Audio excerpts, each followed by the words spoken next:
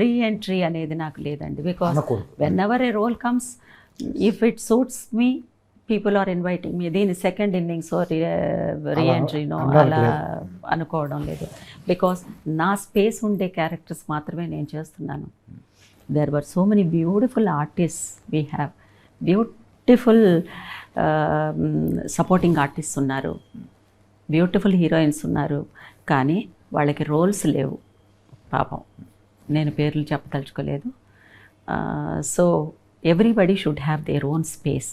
అంటే అప్పటికిప్పటికైనా మారిందని? డెఫినెట్గా ఎన్నో విషయాలు మారుతాయి కదా. అది టెక్నాలజీనే కాకుండా మెంటాలిటీస్ అవన్నీ.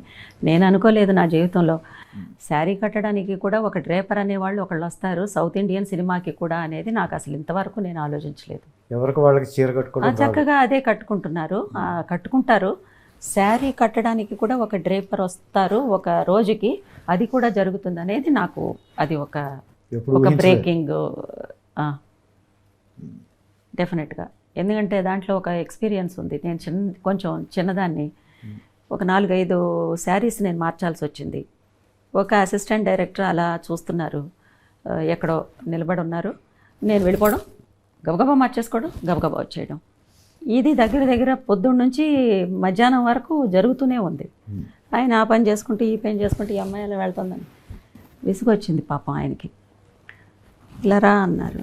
ఏంటి అంకుల్ అని వెళ్ళాను. చూడు ఏం చేసి వస్తున్నాడు? చీర కట్టుకుని వస్తున్నాను అంకుల్ అన్నాను. చీర కట్టుకోవాలి, చుట్టుకోకూడదు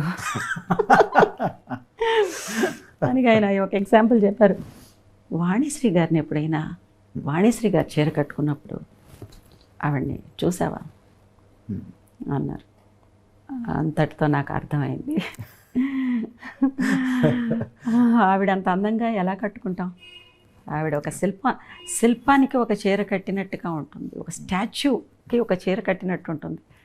అంత అందంగా లేకపోయినా కట్టడం నేర్చుకోవాలి అని ఆ మాట చాలా సీరియస్గా తీసుకుని నేను శారీ కట్టడం నేర్చుకున్నాను. కానీ ఈ రోజుల్లో శారీ అనేది కూడా కట్టడానికి ఒక శారీ డ్రేపర్ అనేవాళ్ళు ఒకళ్ళు వస్తారు అనేది నాకు అది షాకింగే.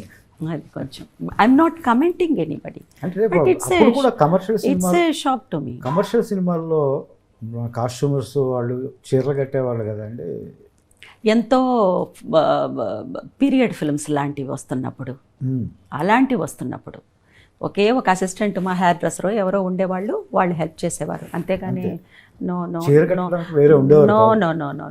Not at all. ఏదన్నా బిగినింగ్లో ఏదన్నా ఉండేదేమో మనకు తెలియదు.